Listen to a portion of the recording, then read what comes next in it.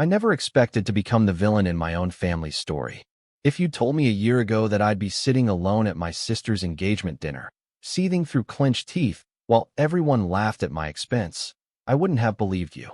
But here I am, 28 years old, dressed in an uncomfortable navy blazer my mom insisted I wear, sitting at the far end of a candlelit table at Limoncello, our town's go-to spot for celebrations.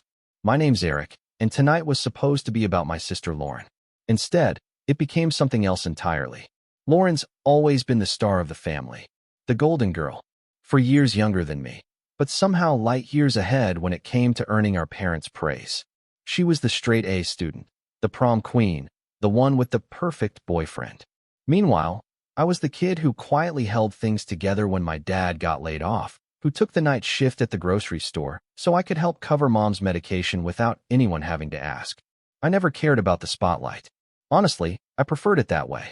But lately, it feels like I've been fading into the background of my own life. Like I'm just a prop in someone else's happy story. The dinner was supposed to be small, just immediate family and a few close friends. Nothing too fancy. Lauren didn't want a big spectacle, or at least that's what she said. But the moment we stepped into the private room at Limoncello and saw the gold-trimmed menus, the florist-arranged centerpieces, and the damn live violinist tucked into the corner playing Ed Sheeran covers, it was obvious someone had gone overboard. That someone was Ryan, her fiancé, Mr. 6'2" with a Colgate smile.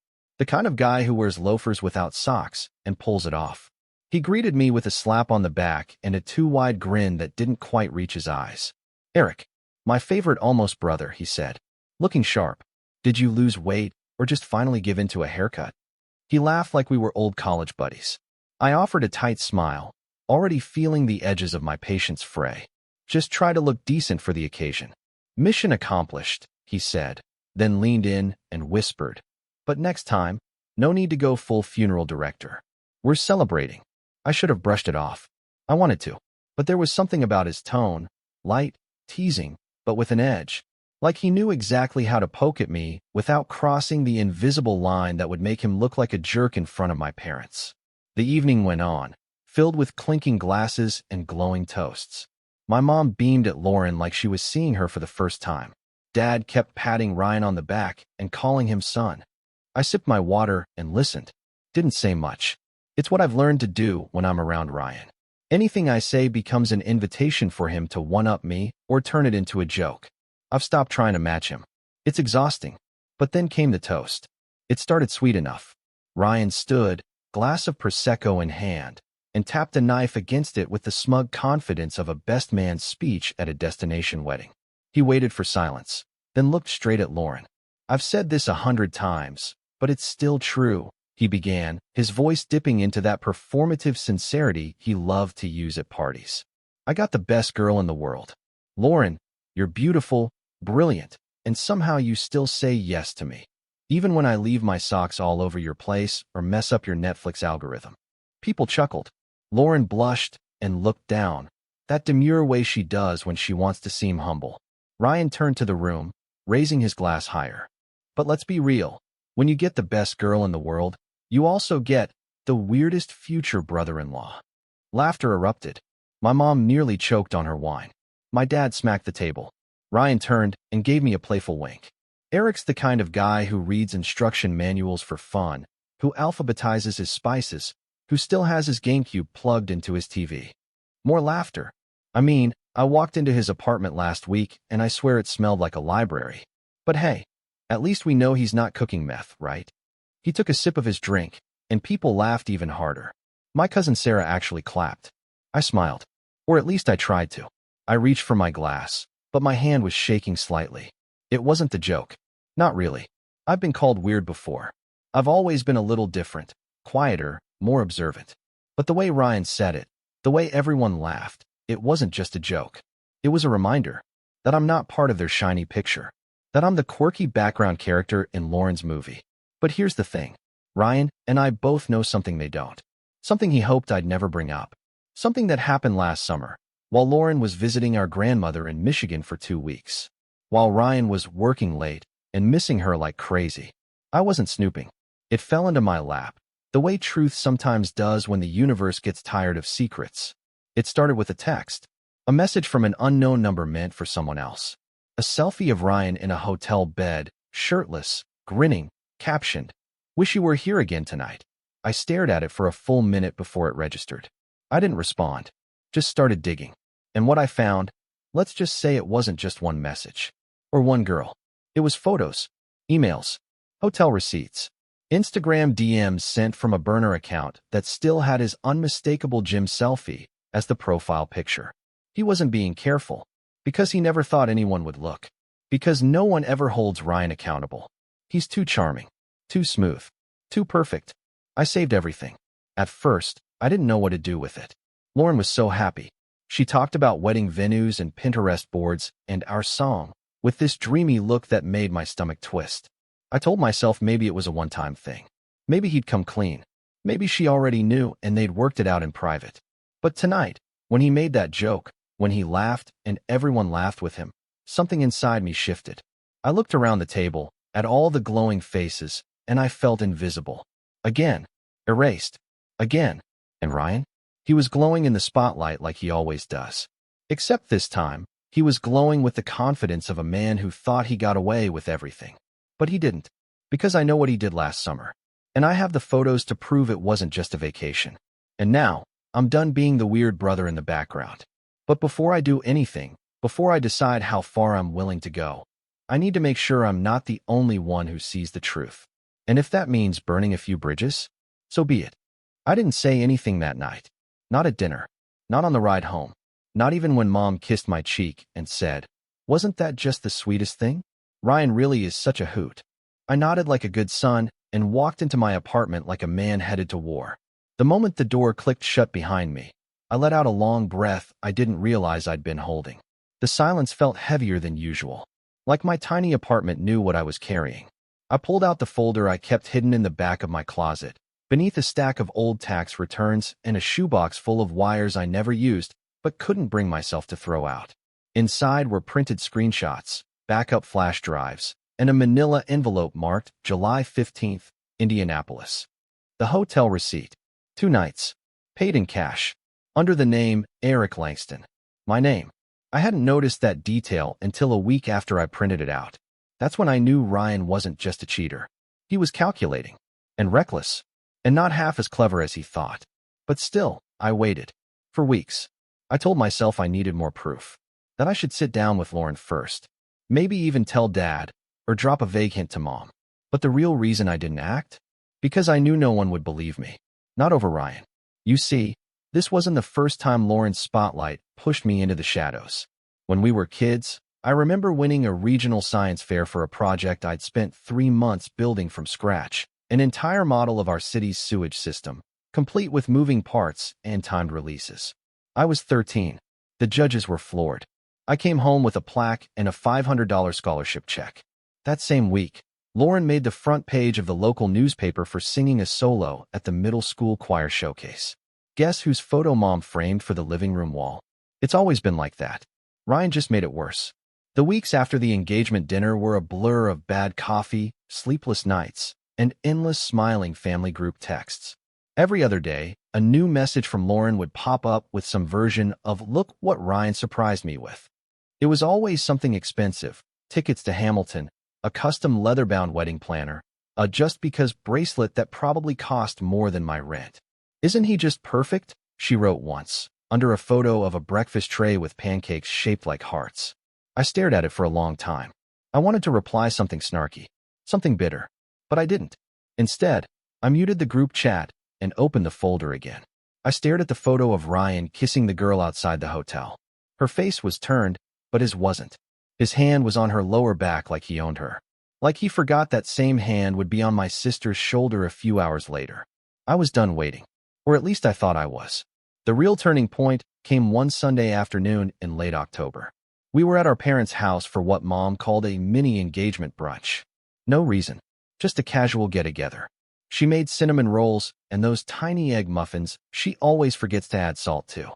Lauren was glowing in her oversized sweater, showing off her engagement ring for the 10th time that day, like she hadn't already posted 5 close-ups of it on Instagram with captions like, "Still pinching myself, ring sparkles." Ryan sat next to her on the couch, arm slung casually around her shoulder, like he'd been born into this family. Dad sat in his usual recliner, sipping lukewarm coffee and nodding at Ryan like he was auditioning for Son of the Year. I tried to keep my distance. I helped Mom in the kitchen, offered to clear plates, kept busy. Then Ryan brought up the bachelor party. "Oh, and Eric," he said, loudly, like he'd just remembered I existed. "I was talking with the guys, we're thinking Vegas. You in?" I blinked. "Vegas? Yeah, man," he said, as if we were buddies who went way back. "You're the best, man, after all. Gotta go big." That stopped me. I looked at Lauren. "I'm the best, man." She smiled brightly. "Of course you are. Who else would it be?" My heart thudded unevenly. I wanted to believe she meant that it was genuine. But I also knew what this meant. It meant I'd be standing at the altar, handing Ryan the rings, smiling in photos, giving a speech about the happy couple while pretending I didn't know everything. And Ryan knew that, too. That's why he wanted me involved.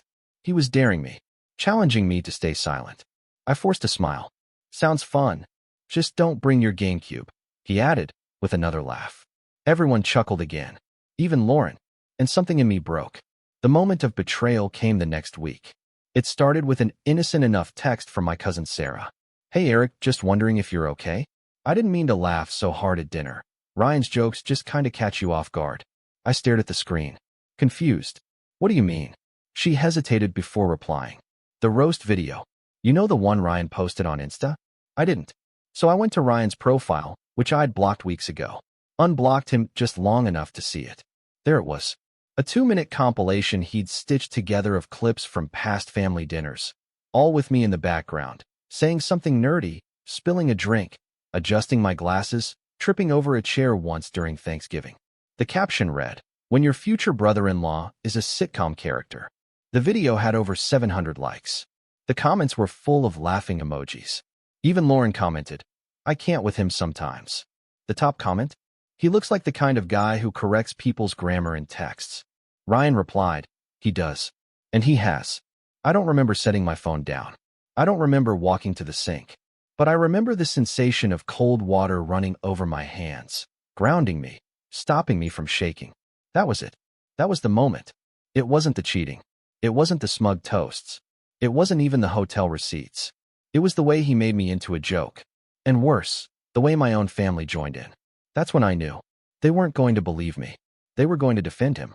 Unless I made it impossible not to. I didn't sleep that night. I stayed up organizing everything. Screenshots. Timestamps.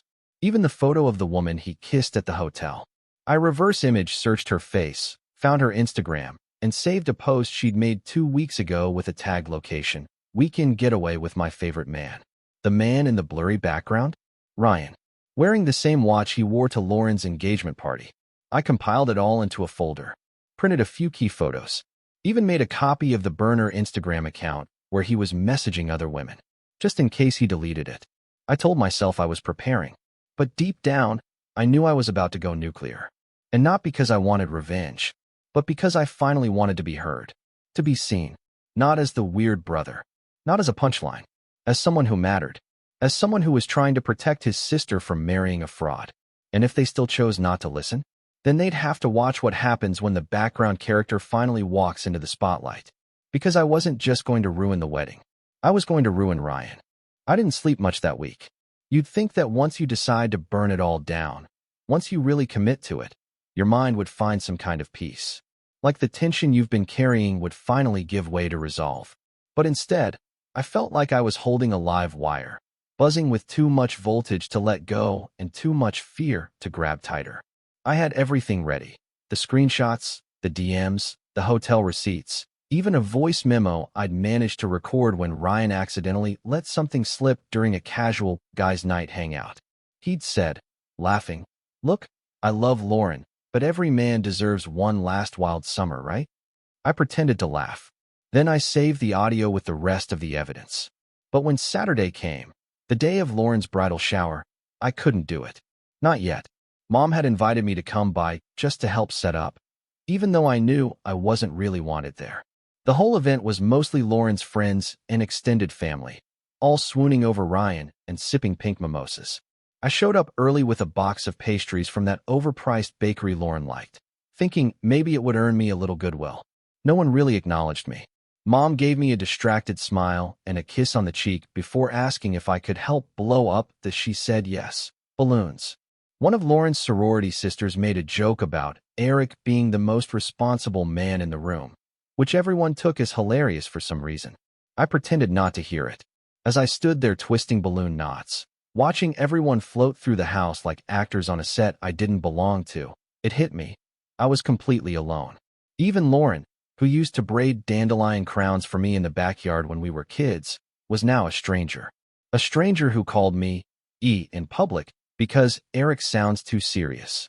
A stranger who let her fiancé humiliate me in front of dozens of people and then doubled down in the comments. After I finished setting everything up, I slipped out without saying goodbye. No one noticed. Not even Mom. That night, I opened the folder one more time. And I hesitated. Because for the first time, I wondered what would happen after I exposed him. After the evidence was out. After the family blew up. Would it actually make me feel better? Would Lauren even thank me? Would anyone? I stared at the manila folder, then slowly pushed it back into the drawer. That night, I didn't touch it again. And the next morning, I went for a walk. It's strange how the smallest things can change your life. That morning walk turned into a habit. Just a lap around the block at first, then two. I left my phone at home. I needed the silence. I needed to remember what it felt like to just exist without someone hovering over me, mocking me, expecting something from me. I started waking up earlier, making real breakfast, reading again, not to impress anyone, but because it reminded me I wasn't stupid. I'd always loved learning. I just forgot what it felt like when no one was laughing at me for it. 2 weeks after the bridal shower, I joined a local coding boot camp. I'd always dabbled in programming, taught myself Python back in high school, even built a budgeting app once to help Mom track her prescriptions. I figured maybe it was time to take that hobby seriously. At first, I felt like an imposter. Most of the other students were younger, louder, more confident. But slowly, something shifted. I started answering questions, offering help. One of the instructors pulled me aside after class and said, "You ever think about teaching? You've got the patience for it." I laughed. I hadn't laughed in weeks. That same week, I reconnected with James, a guy I used to work with during my night shift days. He'd left to start his own design firm, and apparently it had taken off. He needed someone to help build out the tech side of a client dashboard.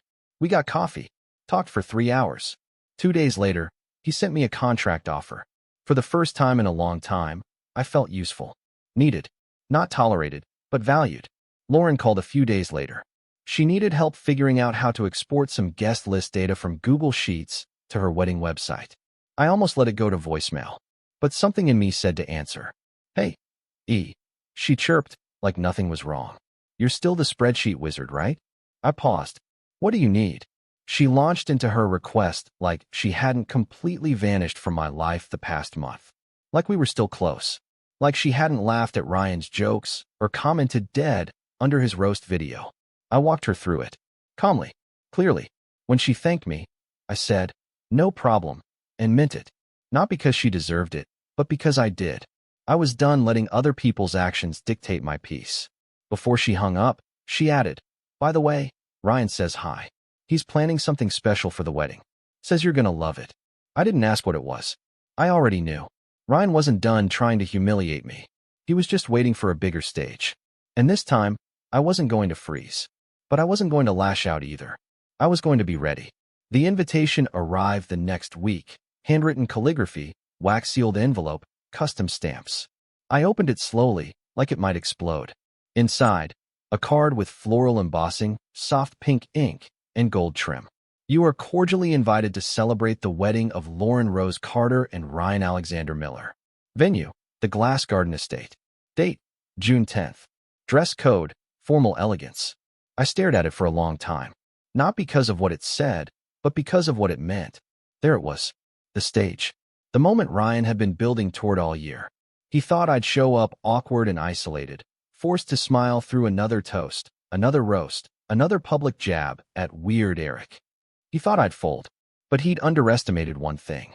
I wasn't the same person he met a year ago. I wasn't lonely, or directionless, or desperate for their approval anymore. I had built something. Quietly. Steadily. I had a new job. A steady income. A few new friends from the boot camp. and even a budding friendship with a barista named Zoe who always remembered my name and spelled it right on the cup. And most of all, I had proof. Proof of everything he'd done. I didn't need to throw it like a grenade. I just needed to wait for the right moment. Because sometimes revenge doesn't come in the form of yelling or screaming or public meltdowns. Sometimes it comes quietly, calculated, and devastating. The next few weeks passed in a strange blur. Lauren texted me a few more times, asking about hotel bookings, playlist ideas, and once, if I'd be willing to write a little speech for the rehearsal dinner. I told her I'd think about it. She seemed surprised, almost hurt. I wasn't mean. I wasn't cold. I was just calm, measured, unshaken. Ryan tried texting once too. Bro, rehearsal dinner's gonna be wild. You better bring that weird charm of yours, lol. I didn't reply. Let him wonder. Let him sweat.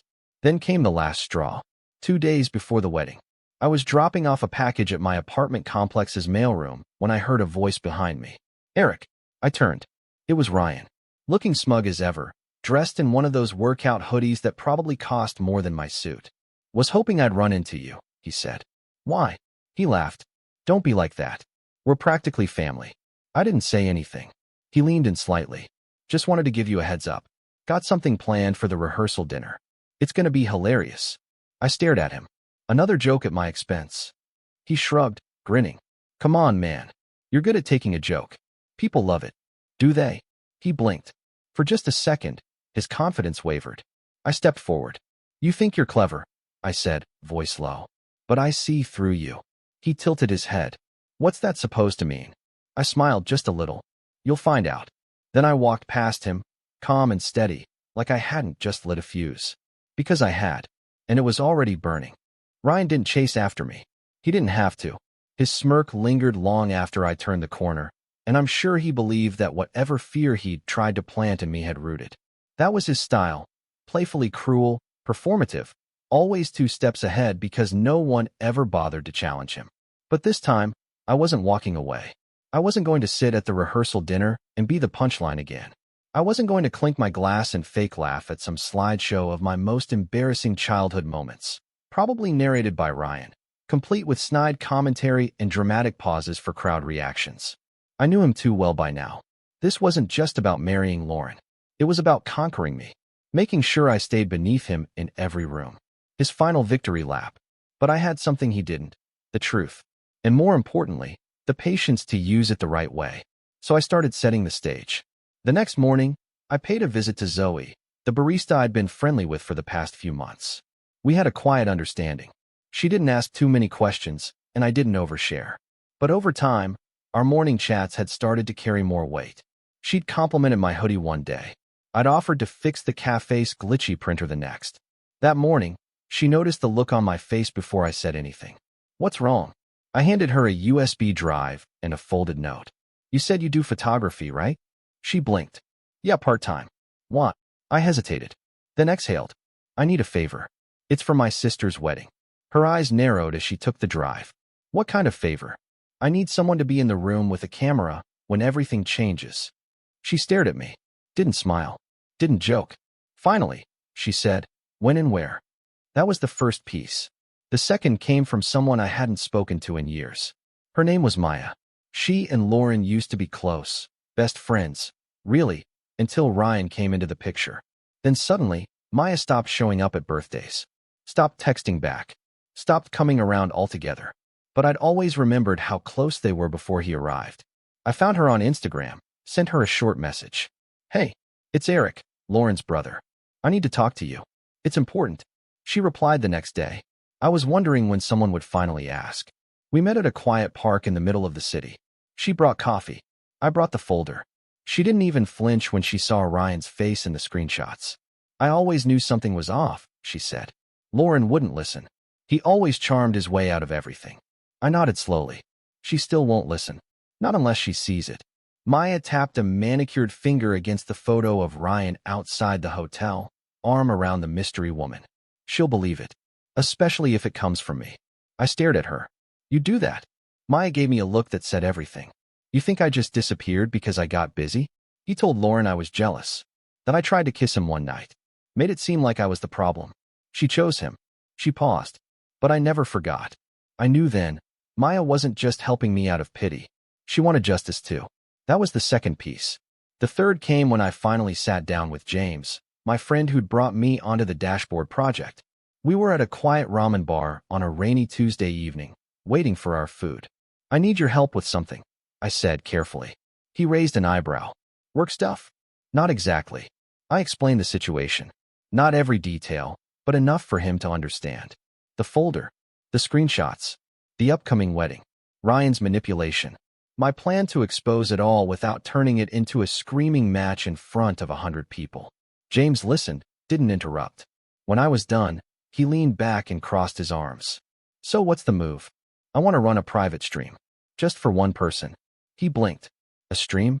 I nodded. I want Lauren to see something during the rehearsal dinner. In real time. No chance for Ryan to talk over it. No chance for her to dismiss it as fake. James gave a low whistle. You're serious? Completely. He thought for a moment, then said, I can set that up. Secure link, one-time access. You sure she'll open it? I'll make sure. And just like that, the third piece clicked into place. The next few days were a whirlwind of quiet preparation. I sent Maya a voice memo with everything she'd need to say. She rehearsed it with me 3 times, wanting to get it right. We coordinated with Zoe, who agreed to pose as a hired event photographer. No one would question why she had a camera. James handled the tech, setting up the secure stream, embedding the video from the folder into a crisp, undeniable montage. Photos, messages, timestamps, everything. With Maya's narration layered on top, there'd be no room for denial. No space for it's not what it looks like. Just the truth, raw and unedited. Then came the rehearsal dinner, held in a rented event hall decorated with gauzy white curtains and little twinkling fairy lights. Everyone dressed to the nines. Soft jazz playing, champagne flutes glistening in the dim light. And Ryan, front and center, as usual, schmoozing with every guest like he was hosting a talk show. I walked in late on purpose. Wore a tailored charcoal suit I'd saved for interviews. No one noticed at first. Then a few heads turned. Even Lauren looked surprised. Ryan came over, that too smooth smile already forming. Eric, wasn't sure you'd show. Glad you made it. I nodded. Wouldn't miss it. He looked nervous, just for a split second. And that's when I knew. He felt it. Something was off. But he didn't know what. That was the whole point. The plan was simple. At exactly 8:15 p.m., Maya would text Lauren a link. Zoe would be nearby with a camera, capturing her reaction. The stream would last 3 minutes. Just long enough for the truth to sink in. Then we'd see what Lauren did with it. But the moment the clock struck 8 o'clock, Ryan grabbed the mic. I froze. He was jumping the gun. Before dinner, he said, standing in front of the room with the confidence of a TED speaker. I just want to say a few words. About family. I glanced at Zoe. She looked back at me, concerned. He continued. Some of us grow up with the perfect family. Some of us don't. But if we're lucky, we marry into one. And I gotta say, I feel like I hit the jackpot with Lawrence. Polite laughter. My stomach clenched. But of course, no family is complete without its lovable oddballs. Here it comes. Ryan turned toward me. And I gotta say, Eric, man, you've always kept things interesting. The room chuckled. My throat tightened. So tonight, he said, I thought I'd share a little something I put together. Just a few memories. You know, good fun. He waved to someone by the DJ booth. A screen flickered to life behind him. And suddenly, a slideshow began. Of me. Clips, photos, awkward moments, stitched together with silly music. Me spilling gravy at Thanksgiving. Me tripping at Lauren's graduation. Me singing karaoke off-key with a wild look in my eyes. The room roared with laughter. Ryan turned to me mid-presentation, winking. Don't worry, it gets better. It didn't. I wanted to disappear. I wanted to scream. I wanted to run out and never come back. But then my phone buzzed. 8:15. Right on time. A text from Maya. Sent. She's opening it now. I looked up. Lauren, across the room, was frowning at her phone. She read the message. Paused. Then clicked. And the laughter around her slowly dulled. Like her world had gone quiet while the rest of the room kept spinning. Her face changed. The color drained. She looked up at Ryan, who was too busy laughing to notice. She looked back down at her phone, then back at him. Her hand trembled. Zoe was already snapping photos. Ryan turned to the screen again, but the audience had stopped laughing. They were looking at Lauren now. And Lauren? She was walking forward. One slow, deliberate step at a time. Straight toward Ryan. Lauren didn't say a word as she walked up to Ryan. Not at first. The music had stopped. The room had shifted. People were still holding forks mid-air, champagne flutes halfway to their lips, unsure whether this was part of the show or something much, much worse. Ryan stood there, microphone still in hand, confusion spreading across his face like a slow infection. "Lore?" he asked, a chuckle lingering in his voice. "You okay?" She looked up from her phone and met his eyes. "I just watched a video," she said, her voice calm. Controlled. Too calm. Ryan tilted his head, still trying to perform. "What? Like one of the slideshows?" "I told you. Nothing too embarrassing." "It was of you," she cut in. Ryan blinked. "It was of you kissing another woman outside a hotel. It was of your text messages, your burner account, your little weekend getaway under my brother's name." The silence that followed was deafening. No one moved. Ryan's jaw twitched. What are you talking about?" Lauren raised the phone and played the last 10 seconds of the video for him. Maya's voice narrating over the image of him shirtless in a hotel mirror, time-stamped, location tagged. The voice said, "This is the man you're marrying. This is what he did while you were visiting your grandmother. This isn't a mistake. It's a pattern. You need to decide whether you want a marriage or a lie." Ryan stepped back like he'd been slapped. "Lauren," he stammered. "That's not.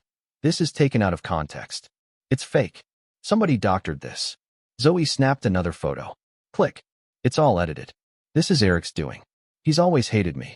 He's obsessed. He probably faked this whole." "I checked the hotel reservation," Lauren said, voice still eerily steady. "Under Eric's name. Paid in cash. You even used his email address." "I didn't. I called the hotel 10 minutes ago. That stopped him. I had them read back the security deposit number. It matched the one you used for our anniversary weekend in Aspen." The blood drained from Ryan's face. Lauren took another step forward. "You know what the worst part is? I didn't even need the video. I knew. I ignored it. I told myself I was just being paranoid. That it was stress. That you were just flirtatious." She laughed bitterly. "God, I defended you to everyone. Even when Maya tried to tell me what you said about her, I chose you. And you made my brother the joke in all of this." Ryan was floundering now.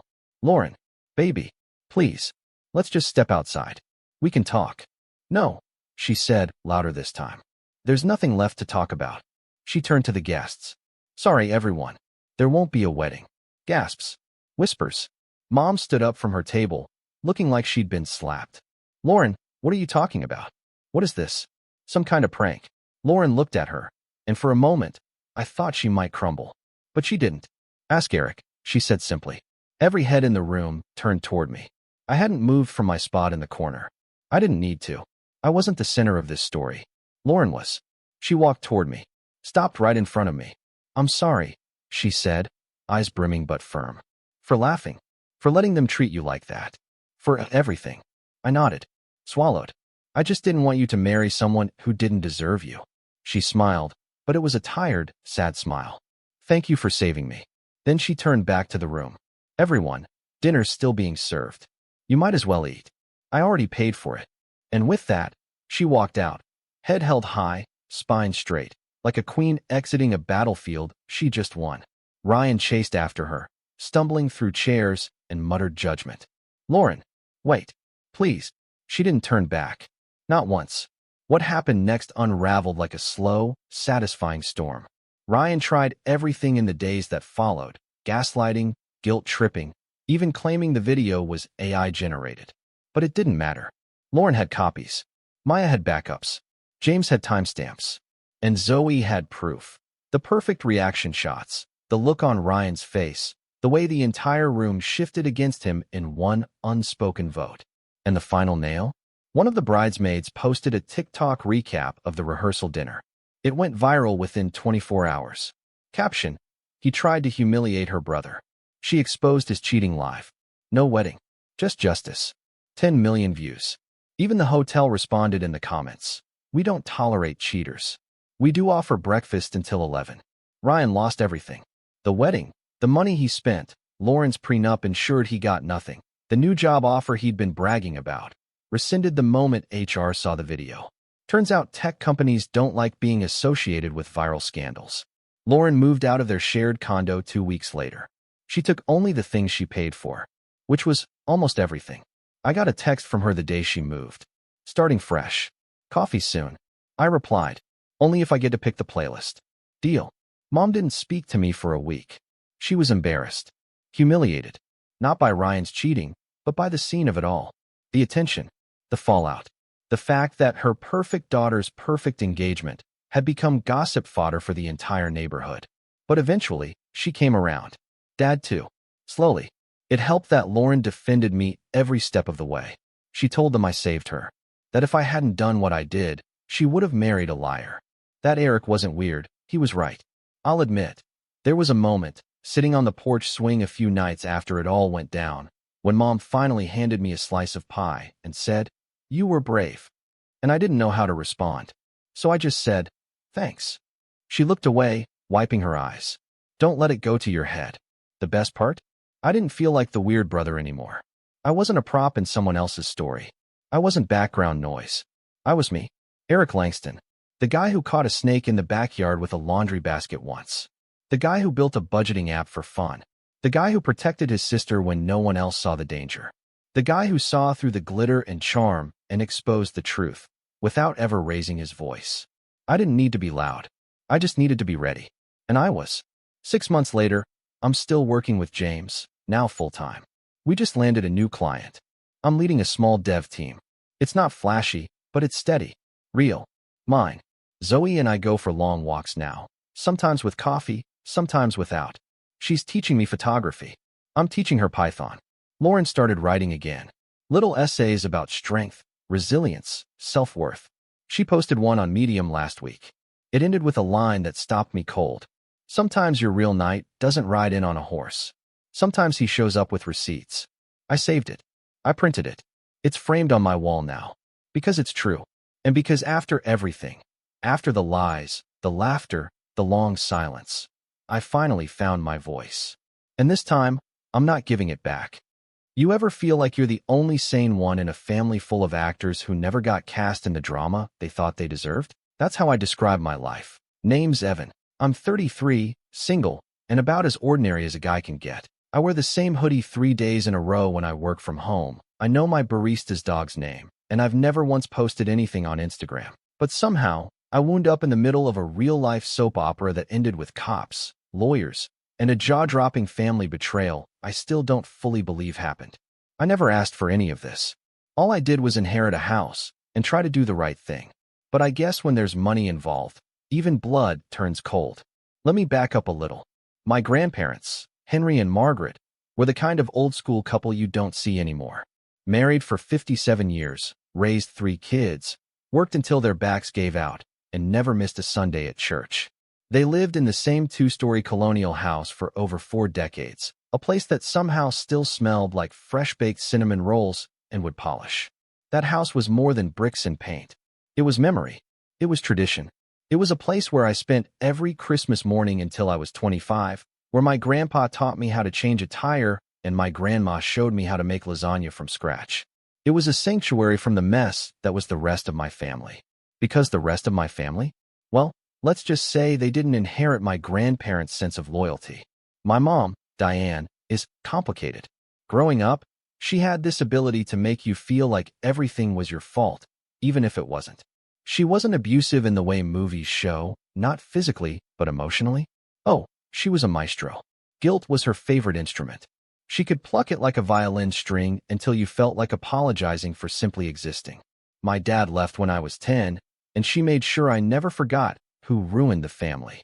Spoiler alert, it was somehow me. Then there's my older brother, Caleb, the golden child, the one who could do no wrong. When he dropped out of college after 2 semesters, it was because college just isn't designed for people like Caleb. He's too smart for the system. When he wrecked my mom's car during a night out drinking, she bought him a new one. Meanwhile, I once got grounded for forgetting to put the cap back on the toothpaste. I learned early that I wasn't part of their club. I was the afterthought, but I didn't mind. Not really. I had my grandparents, and they saw me. When they passed, within 6 months of each other, bless them, it hit me hard. Grandma went first, peacefully, in her sleep. Grandpa followed not long after. Everyone said he just couldn't live without her. At the funeral, my mom and Caleb made this big show of grief, sobbing and clinging to each other like they were starring in some kind of Hallmark special. I watched it all from a few rows back, jaw clenched, because I knew how little they'd shown up while Grandma was sick. I was the one taking her to appointments. I was the one filling her prescriptions and helping Grandpa sort through bills when her mind started to go. They sent flowers. I showed up. That was always the difference. When Grandpa's lawyer called me a few weeks later to discuss the will, I was expecting, I don't know, maybe a sentimental trinket, a watch, a photo, something small. I wasn't expecting the house. But that's exactly what he left me. Not split between family. Not held in trust. He left the entire property, worth around $1.2 million, once you counted the land and the location, solely to me.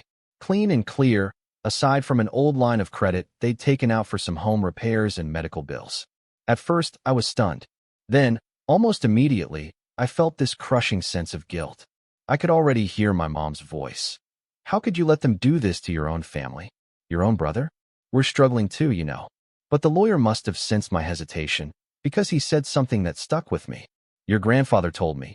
Evan was the only one who ever came through. The only one who never needed to be asked. That house is his now. He'll take care of it. He'll respect it. I'll never forget that. So I took care of it. I didn't sell the house. Didn't flaunt it. I quietly transferred the deed into my name, paid off the remaining balance using savings and some inheritance Grandpa left in a separate account, and kept everything up to date. Taxes, insurance, even the little things like repainting the fence and resealing the driveway. I moved in a month later, not to brag or own anything, but because it felt right. Like I was honoring them by keeping the place alive. Of course, I didn't tell my family right away. That wasn't a secret I wanted to drop over Sunday dinner. At first, they didn't ask questions. Caleb assumed the house was in probate, and that we'd all be splitting it once the lawyers figured things out. I didn't correct him. I figured there'd be a time and place to sit down and explain everything calmly. Legally, everything was mine. But emotionally, that's a minefield you step through slowly. Except Caleb and my mom don't do slow. They bulldoze. It started small. Offhand comments. Little jabs. One time, I mentioned painting the upstairs bedroom, and my mom said, "Hope you're not spending too much. We'll want to redo the place properly once it's listed." I raised an eyebrow. "Listed? For sale?" she said casually. "I mean, obviously we'll all need to agree on the final buyer. But that place is worth a fortune, Evan. Don't get too attached." I wanted to say something then. I really did. But I just nodded and changed the subject. Part of me hoped she'd figure it out on her own. That they'd come around and ask, "Hey, what did Grandpa actually put in the will?" But no, they just assumed. And then they started showing up more. Caleb stopped by once a week. At first, it was under the pretense of checking in, but quickly turned into him critiquing everything I was doing. "You really shouldn't use that paint color. It'll tank the resale value," he said once, walking through the hallway like he was a real estate agent on a tour. Another time, he brought his girlfriend over, and I caught her taking selfies in the living room, saying, "This lighting's gonna be amazing once we get the place and open it up." I already have a Pinterest board for the reno. It was like they'd already decided I was just squatting in their future investment. My mom wasn't much better. She brought over boxes of old family junk, things she didn't want in her own apartment, and dumped them in the basement. "These belong here," she said, not even asking. "It's the family home. Might as well start clearing out the clutter for when we stage it." She was talking like she already owned it. Like she'd just assumed the house would be split down the middle and that I was some kind of glorified house sitter in the meantime. It kept escalating. But the moment I really knew things were about to spiral, that came one Thursday afternoon when I found Caleb in the garage, measuring. Tape measure in hand, scribbling notes into his phone. I watched him from the side door, my stomach nodding. "What are you doing?" I asked. He didn't even look up. "Just getting dimensions. Thinking of converting this into a guest house. Or maybe a music studio. Gotta make this place modern, man. Grandpa had good bones here, but it's all outdated." He finally looked up and smiled. "Don't worry. You can keep your room. For now. My room." I didn't say anything. I just turned around and went back inside. Locked the door behind me. My hands were shaking. It wasn't just about the house anymore. It was about me. They didn't see me as the rightful owner. Or the grandson who took care of everything while they were busy pretending. No. They saw me as a placeholder, a temporary inconvenience standing in the way of their payday. And I realized I wasn't just going to have to explain things to them. I was going to have to defend what was mine. But I had no idea just how far they'd go or what they were planning next. And when they showed up at my door that Friday, grinning like they'd already won, I knew I was in for something way bigger than a family argument. That was the day everything changed. I didn't sleep much the night before it happened. Call it instinct, or maybe just the echo of my grandpa's voice telling me to stay sharp, kid.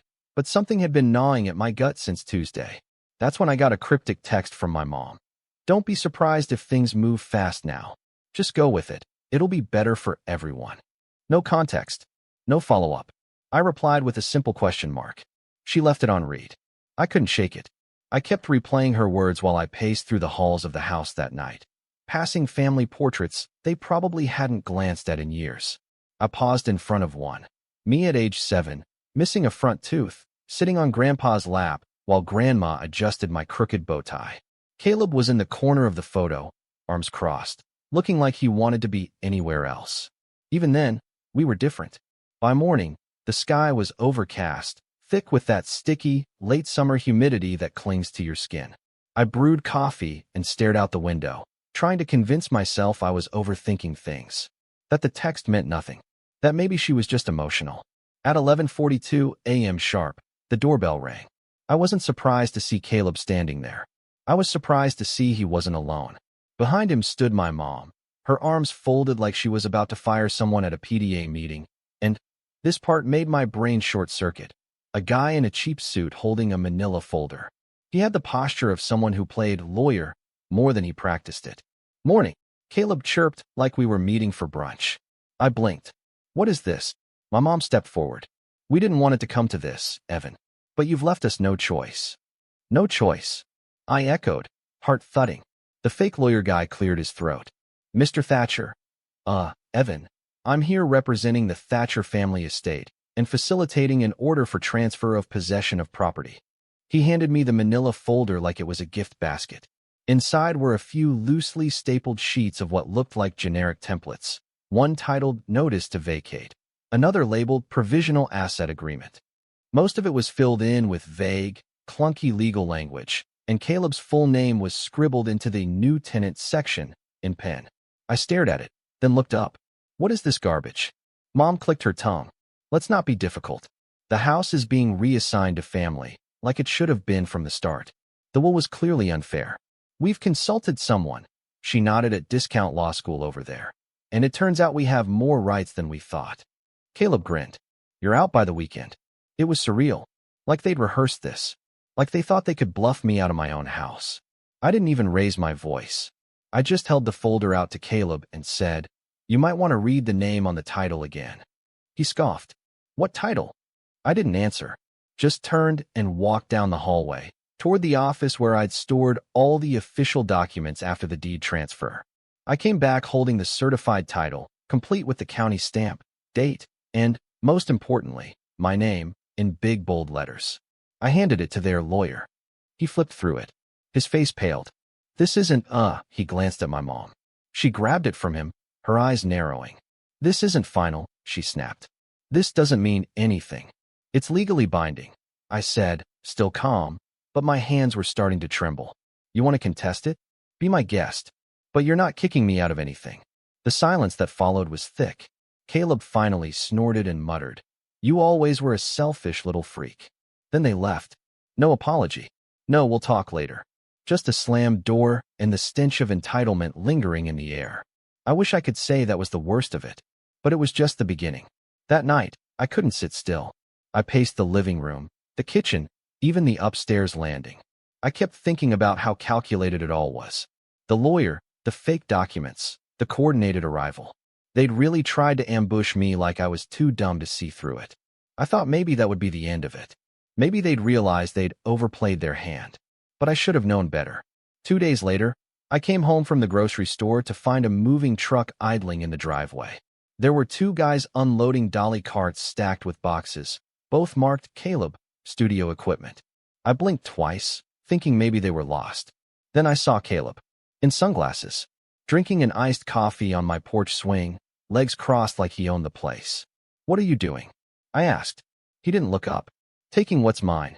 One of the movers turned to me, puzzled. "You're the owner?" "Yes," I said. "This isn't happening. Put everything back." "We already unloaded half of it, man," the guy replied, rubbing the back of his neck. "I don't care," I snapped. "He's trespassing." Caleb stood up, now clearly annoyed. "This isn't over, Evan. You think that piece of paper makes you king of the castle? You forget who earned this house. Mom and I took care of Grandma and Grandpa long before you came sniffing around." My jaw dropped. "You didn't even visit them in the hospital." "That's not the point," he barked. I walked straight past him, into the house, locked the door behind me, and called the police. They showed up within 20 minutes. The movers were asked to stop immediately. Caleb tried to show them the fake legal documents again, same ones from before. The officer took one look and said, "Sir, this appears to be printed off a free template site. This is not enforceable." Caleb got loud. The cops warned him. He left with the movers, hurling one last threat over his shoulder. "You just made a big mistake, Evan." I stood there in the driveway long after they were gone. Heart pounding, chest tight. I'd kept it together in front of everyone, but as soon as I stepped back inside, the floodgates opened. I sank onto the floor of the foyer and just sat there, staring at my grandparents' old cuckoo clock, ticking away like nothing had happened. That was the moment it truly hit me. They didn't just want the house. They wanted to erase me from it. From the history, from the memory, from the inheritance. It wasn't enough that they'd ignored Grandpa's will. It wasn't enough that they hadn't lifted a finger during his final months. They wanted to rewrite the story so they could cast themselves as the devoted heirs and paint me as the squatter who got in the way. And the worst part? I saw it in my mom's eyes the last time she looked at me. She believed it. The woman who raised me, who used to cut the crusts off my sandwiches and tuck me in with a kiss on the forehead. Somewhere along the way, she stopped seeing me as her son and started seeing me as a roadblock. It took me a full day to calm down after that. Then I called a real lawyer. His name was Jared Lansing. Tall guy, sharp suit, talked like a surgeon, calm, precise, and a little scary when he needed to be. He reviewed everything. The deed, the will, the attempted eviction, even the moving truck stunt. And he didn't mince words. "You're in the right," he said. "They're bluffing and badly. But if you want to send a message, one that sticks, I suggest we file a preemptive protection order and notify the county recorder's office of potential harassment regarding property rights. It won't stop them from being jerks, but it will give us leverage if they escalate." "Escalate how?" I asked. He looked me dead in the eye. "If they think you're weak, they might try something bigger next time." I took his advice. I signed every form he handed me, filed every motion. He had a contact at the local precinct. Turns out Jared had helped the department on a few land dispute cases, and within 2 days, I had a patrol schedule set up to swing by the property nightly. Just in case. I didn't tell my mom or Caleb about any of it. Let them think I was still the quiet, awkward little brother. Let them assume I'd just crawl away when things got uncomfortable. Because what they didn't know was, I'd had enough. And I wasn't going to let them take one more thing from me. Not the house. Not the memories. Not my peace. I just didn't expect what happened next. Because 4 days later, they came back. And this time, they didn't come alone. They came back on a Friday. I remember because I was eating leftovers from the Thai place on 6th, pad CEW, medium spicy, and watching an old episode of Frasier when I heard tires crunching over the gravel out front. I didn't think much of it at first. Maybe it was the patrol officer doing a drive-by. But when I glanced out the window and saw the truck again, the same damn moving truck from last week, with a new logo slapped on the side, I felt my stomach drop. Only this time, it wasn't just the truck. There were 2 cars behind it. Caleb's gray Mustang, and a silver sedan I didn't recognize. The sedan parked crookedly across my driveway like it owned the space. Out of it stepped my mom, wearing sunglasses even though it was cloudy, and walking like she was heading into a courtroom she knew she'd already won. And next to her, of all people, was Uncle Frank. I hadn't seen Frank in years. He was Grandpa's younger brother, the kind who always had a slick story and a cigar in his jacket. Growing up, I remembered him as the fun uncle. Gave me a Game Boy once and let me watch R-rated movies. But somewhere in my teens, that charm started to curdle. He'd burned bridges all over the family tree. Loan scams, shady business pitches, Even tried to sell one of Grandma's antique jewelry boxes at a pawn shop and claimed she told him he could. He vanished after that. Now here he was again, grinning like he'd been invited to Thanksgiving. I didn't open the door. I watched from the window as they all huddled on the front porch. Caleb rang the doorbell twice, then knocked, loud. My phone buzzed with a text. From Mom. Come outside. Let's make this easy. Easy. There was that word again. Like this was a misunderstanding. Like this was mine to fix. I didn't reply. I called Jared. He picked up on the second ring. They're back. Yep. And they brought Uncle Frank. There was a pause. Call the police. I'm heading there now. What if they force their way in? Then we have a trespassing charge. But don't open that door, Evan. So I didn't. Instead, I stood there, heart thudding in my chest, while my own family stood on the porch like it was theirs. Caleb started talking loud enough for me to hear through the glass. We're not playing games anymore, Evan. You're squatting in a family asset. That's not just selfish, it's illegal. You're gonna lose everything if you keep this up. My mom chimed in. You don't want to be dragged through court, honey. We'll tell them how you manipulated your grandfather. You think they'll side with you after hearing how you isolated him? I nearly laughed. Isolated him? I lived in the hospital half those nights while she was off visiting yoga retreats and posting cryptic quotes on Facebook. Frank finally spoke. Come on, kid. You're smarter than this. You don't want to start a war with your own blood. Walk away with some dignity, and we'll let you keep a slice of the inheritance. Cash. No fuss. It was surreal. Like I was watching a bad play from the worst row in the theater. I wanted to scream. I wanted to run outside and shout, "Are you hearing yourselves?" But I didn't. I stayed put, just like Jared said. The police showed up 12 minutes later. A single cruiser. Officer Rains, a short guy with a calm voice who'd already visited the house once before. He stepped out and raised his hand to the group. I'm gonna need you all to step off the property. My mom immediately flipped the switch. This is a family matter, officer. We have paperwork. This is our home too. No, ma'am, he said, already sounding tired. I've seen the paperwork. The deeds in Evan's name. You're trespassing. Unless you want to get cuffed in front of a moving crew, I suggest you leave.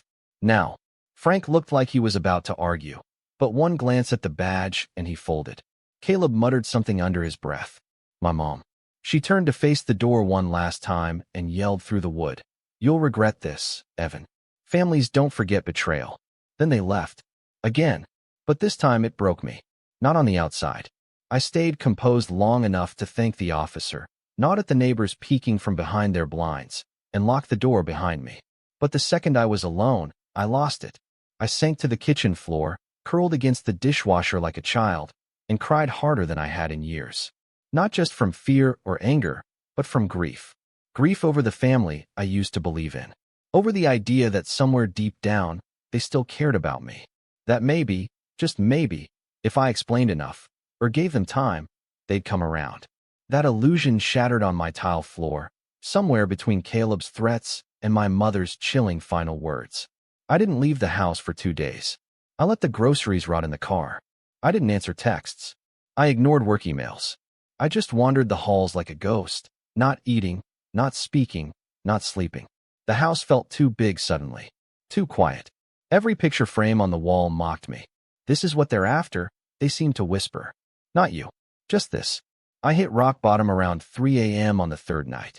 I found myself in Grandpa's old study, sitting in his creaky leather chair, thumbing through an old photo album he kept in the bottom drawer. Birthdays. Fishing trips. Christmas mornings with wrapping paper everywhere. Caleb was in half the pictures, but he always looked distracted. I was in the others, always looking at Grandma. She had a way of smiling with her whole face. On the inside cover, Grandpa had written in thick marker, "To Evan, may this house always be a home." I cried again, but it wasn't the same kind of crying. It wasn't despair. It was resolve, because I remembered why I was here, why they gave it to me. Not because I was smarter or better, but because I showed up. Because I sat by Grandma's bed when she forgot my name, but still held my hand. Because I held Grandpa's arm as he limped through the garden one last time before the morphine took over. Because I was present. They didn't leave me the house because I deserved it. They left it because I earned it. And that's when the fog began to lift. I stood up. I opened the windows. I showered for the first time in days. I texted Jared, ready to push back. What came next wasn't flashy. It wasn't dramatic or loud. It was steady. I started small, called a locksmith and changed every lock on the property, upgraded the security system, installed cameras, motion lights, and a smart doorbell that sent alerts straight to my phone. I didn't post about it, didn't brag, just took precautions. Next, I got serious about work. I'd been freelancing in digital marketing for years, decent clients, good pay, but I'd been coasting. So I reached out to some old connections, pitched myself like I was applying for a Fortune 500 job, got 2 new contracts in 1 week. One of them was a retainer that nearly doubled my monthly income. Money meant options. Options meant power. I started putting aside a war chest, not for revenge, not yet, but just in case this dragged into court. Jared helped me draft a cease and desist letter, complete with a notarized warning that further harassment would be met with formal litigation. But most importantly, I started living again, not just surviving. I joined a local gym, took cooking classes on Saturdays, reconnected with my college friend Marcus, who'd just moved back to town. He invited me to trivia nights and weekend hikes. I said yes, even when I didn't feel like it. Especially when I didn't feel like it. The house began to change too. Not physically, not yet, but spiritually. I painted the living room a soft gray grandma would have loved. I started planting herbs in the backyard. Basil, mint, rosemary. Little things, but they made the place feel mine. I even adopted a dog. A 3-legged mutt named Tucker who barked like a maniac every time someone came within 5 feet of the property line. He slept at the foot of my bed like a silent guard, snoring loud enough to drown out the ghosts. And slowly, I found peace. Until last Tuesday. That's when Caleb made one final move. A certified envelope arrived at my doorstep. Inside was a formal letter, drafted by a new lawyer, a real one this time, claiming that the will had been influenced under duress and that my monopolization of family assets was both unethical and legally questionable. Attached was a copy of a court summons. They were suing me for everything: the house, the contents, even back rental fees for living in the property they claimed I had denied access to. It was laughable, but also terrifying, because now it was official. They weren't just playing games. They wanted blood. I stared at the papers in disbelief. Then I picked up my phone, dialed Jared, and said only 4 words. It's go time now. I didn't sleep the night I got served. Not because I was afraid. Okay, maybe a little, but because something else had settled over me. Clarity. Cold, hard, crystalline clarity. That kind of laser-sharp mental focus you get when you finally accept that someone has declared war on you and you stop trying to make peace. No more hoping they'd come to their senses. No more giving them the benefit of the doubt. This was it. They were dragging me to court. They were going to stand in front of a judge and say that I manipulated our dying grandfather, that I was keeping them from what was rightfully theirs, that I somehow tricked 2 people who loved me more than anyone else on this planet into giving me everything while my mother and brother, just watched. It was insulting, but also, it was a gift, because now the gloves could come off.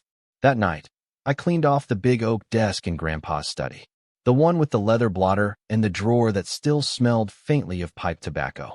I turned it into a war table, spread out every document I had, the original will, the certified deed, the hospital bills I'd paid, the property tax receipts, even screenshots of texts and emails. I pulled up my cloud backups and printed everything that mattered. Then I called Jared. He picked up with a dry, "So you saw it." "I saw it," I said. "Let's tear them apart." He didn't laugh. Jared never laughed. But he said, "Good. That's the right energy." We met the next day at his office. Floor-to-ceiling bookshelves, glass conference table, and a coffee machine that hissed like a steam engine. He looked over everything I brought and nodded slowly. "They don't have a case," he said. "They know it. This is a pressure tactic. They're trying to wear you down." "Won't work," I said. "I know. But we're not just going to defend you," he added, flipping through the binder I brought. "We're going to counter. Hard." I leaned forward. "How?" He opened his laptop. "First, we're going to subpoena Caleb's financial records. He's claiming the house is community property? Fine. Let's see if he's been filing taxes under that assumption. Has he declared it as an asset? Paid insurance on it? Contributed a cent to its upkeep? Doubt it. And if we find any financial misconduct on his end, unreported income, bad debts, we can undermine his credibility as a witness. What about my mom? She's going to be tougher. She'll play the grieving mother card. But we have angles. He pulled up the hospital logs I'd printed, dates and times of Grandma's and Grandpa's final stays. You were listed as the primary emergency contact. You signed every treatment form.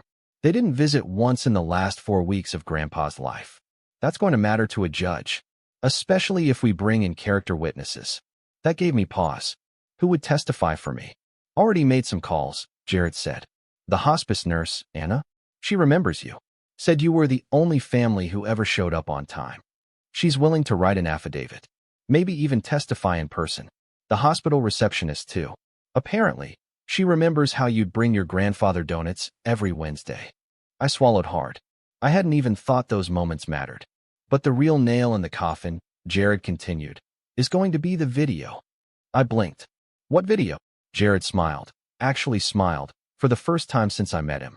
Your grandfather recorded something, he said. The lawyer who handled the will, David Goldstein, called me this morning. Said he forgot about it until I mentioned the case. Apparently, your grandfather insisted on filming a short message when he signed the final draft of the will. Just to be safe. My throat went dry. What did he say? You'll see.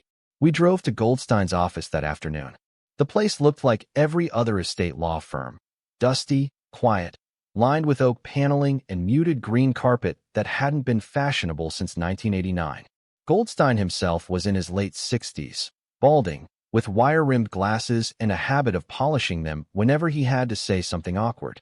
He welcomed us in and pulled out an old USB drive from his desk. No one's seen this but me, he said. Henry wanted it that way. Said if things ever got ugly, this might help settle it. He plugged it into his computer and double-clicked a file labeled h.thatcher_final.mp4. The screen went black. Then a familiar face appeared. Grandpa, sitting in this very room. Dressed in his best navy suit, looking frail but sharp-eyed.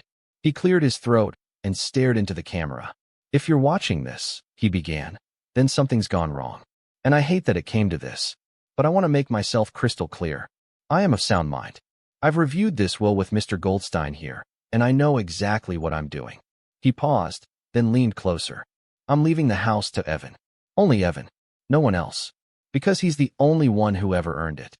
Diane, if you're watching, this isn't personal. But you weren't there when your mother needed you. And Caleb, son, I hope you find your path. But it won't be through this house. This house belongs to the one person who never asked for anything, but always showed up anyway. He leaned back. That's all. I trust that'll be enough. The video ended. Silence fell over the room. I didn't realize I was crying until Jared placed a box of tissues in front of me. Can we use that in court? I asked. He nodded. Oh yeah. That's going to hit like a hammer. I left the office feeling 10 pounds lighter, but also a lot hungrier, because now I had what I needed. The truth, the receipts, the voice of the man they were trying to erase.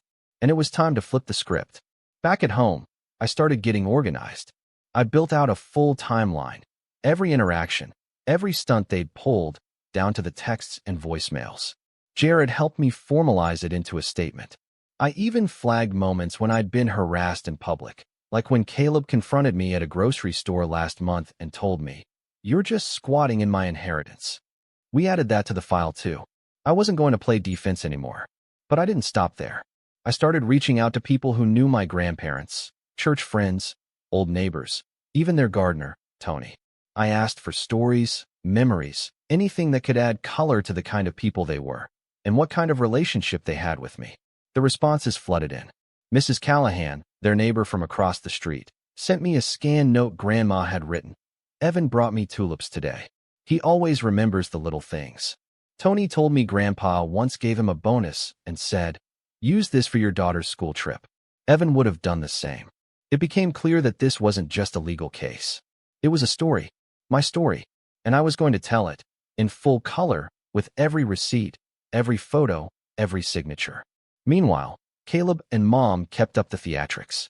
I got another letter from their lawyer, some mid-level bulldog from a firm that specialized in family disputes, offering to settle for equal asset distribution if I vacated the property peacefully within 30 days. I wrote back through Jared. My client declines. He is the sole legal owner, and any continued harassment will be used as evidence in a formal countersuit. The tone shifted immediately. 2 days later, I got a voicemail from Mom. No fake lawyer involved this time. Just her voice, brittle, exhausted, and full of venom. You always think you're so much better than us, Evan. But you're not. You're just a scared little boy hiding behind paperwork. I hope you enjoy your empty house. No one's coming to visit you when you're old and alone. I didn't respond.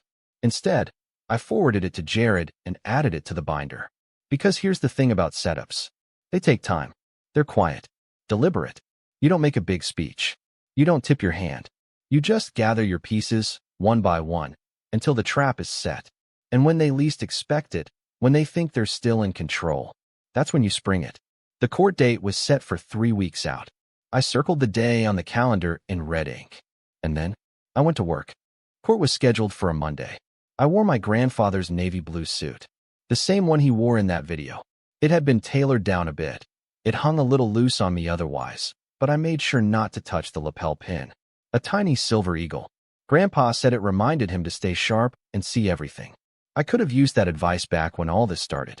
Jared met me at the courthouse steps, calm as ever. He was holding a leather case and chewing on the end of a pen like he was waiting for a chess match to begin. You ready? He asked. I nodded. More than ready. Good, he said. Because today's not just about proving them wrong. It's about proving you were right to stand your ground. We entered the courtroom and took our seats on the right side. Opposite us sat my mom, Caleb, and their new lawyer, a stiff, overly confident guy named Gregory Shaw, who introduced himself like he thought he was auditioning for a legal drama. He didn't nod at me, just flipped open his folder like he already knew how the day would end. The judge was a woman in her 50s with short gray hair and tired eyes. Her name was Honorable Judge Kayla Stinson, and from the moment she entered, she radiated an air of no-nonsense fairness. The bailiff called the case number. Gregory stood and began. Your Honor, we contend that the will in question was signed under emotional duress, influenced by Mr. Evan Thatcher, who had isolated the late Mr. and Mrs. Thatcher from their family during their declining health.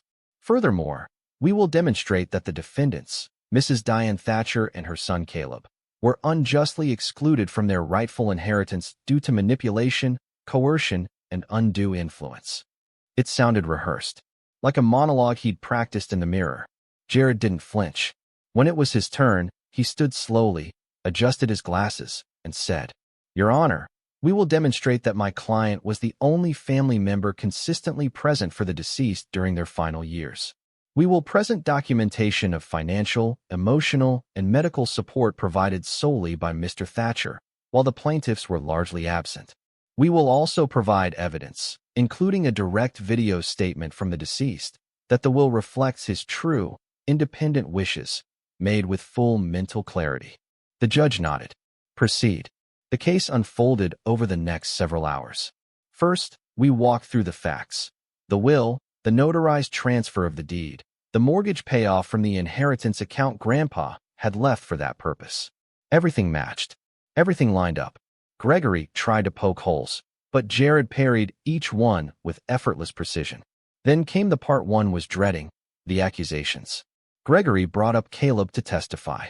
He strutted up to the stand, all fake humility, and painted himself as the devoted grandson who had regrettably not been there in the final months due to work and mental health issues. He said he always meant to visit, that he called every week, and that he'd had a close bond with Grandpa that was manipulated and severed by me. Jared didn't object. He let him talk. Then, when it was his turn for cross-examination, Jared quietly asked, Can you name the last medication your grandfather was prescribed? Caleb blinked. Can you name his attending physician? I don't remember the name, but can you tell us the name of the hospice nurse assigned to his care? Caleb's face tightened. I didn't memorize all that, okay? That's not the point. But you said you had a close bond. Wouldn't someone with a close bond know who was treating him? The judge glanced down at her notes. Caleb clammed up. Then Jared brought up Anna, the hospice nurse. She was soft-spoken but firm. Evan was there almost every day, she said. He asked questions, took notes. He brought his grandfather coffee and his grandmother crossword books. The rest of the family? I never saw them. Next came the video. The moment it started playing, you could hear a pin drop. Caleb shifted in his seat. My mom's eyes narrowed like she was trying to find a flaw in the footage. But there wasn't one. Grandpa's voice filled the courtroom, calm and deliberate. explaining exactly why he left the house to me. Not out of favoritism, but out of trust. When the video ended, no one said a word for a full 10 seconds. Then the judge leaned forward and said, "Thank you. That's very compelling evidence." But Jared wasn't done. He presented the text from my mom, the guilt trips, the veiled threats, the "you'll regret this" messages. He brought out photos of the damage Caleb had done when he tried to move in, the scratched floors, the broken light fixture, the invoice from the movers who'd been hired under false pretenses. And then he did something I didn't expect. He filed a countersuit, right there, for harassment, defamation of character, and property interference. Jared said, "We are requesting damages in the amount of $47,000, which includes repairs, legal fees, and emotional distress supported by medical records from Mr. Thatcher's therapist." Gregory stammered, "That wasn't disclosed." "It's being filed now, Your Honor," Jared replied coolly. "All documentation is present." The judge called a brief recess. My mom stormed out of the courtroom. Caleb trailed behind her like a kicked puppy. I stayed seated, hands folded, breathing slow and steady. 10 minutes later, the judge returned. "Having reviewed the documentation and heard the testimonies, I see no reason to believe that the will was executed under duress. It is valid and binding. The property lawfully belongs to Mr. Evan Thatcher."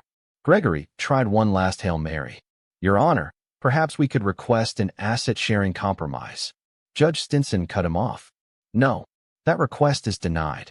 Then she turned to my mom and Caleb. "Furthermore, I find that the defendants engaged in a pattern of harassment and misrepresentation that wasted this court's time and resources. I'm approving the countersuit for damages in the amount of $41,500, slightly less than requested, but sufficient to account for verified costs and emotional distress." She banged the gavel. Case closed. It was over, and it was glorious. The fallout came fast. Caleb tried to delay the payment. Jared filed for wage garnishment within the week. My mom sent me one final text. "You've turned your back on your family. Hope you enjoy the house." Alone. I didn't respond. Not out of malice. Just peace. Because she was wrong. I wasn't alone. I had Marcus. I had my neighbors.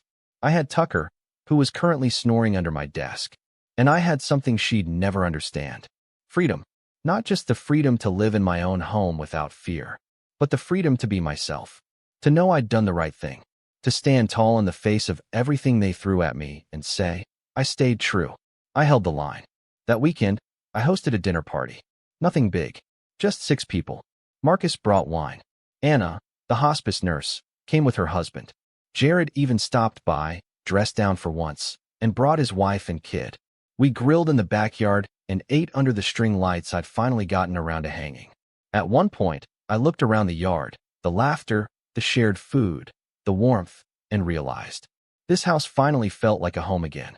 A new one, built not just on old memories, but on new beginnings. That night, as I locked up and turned out the lights, I passed Grandpa's study. I paused, looked at his photo on the shelf, and smiled. "You were right," I whispered. "They didn't win." Then I walked upstairs, the halls quiet, the air peaceful, the future mine. And for the first time in a long, long time, I slept without looking over my shoulder.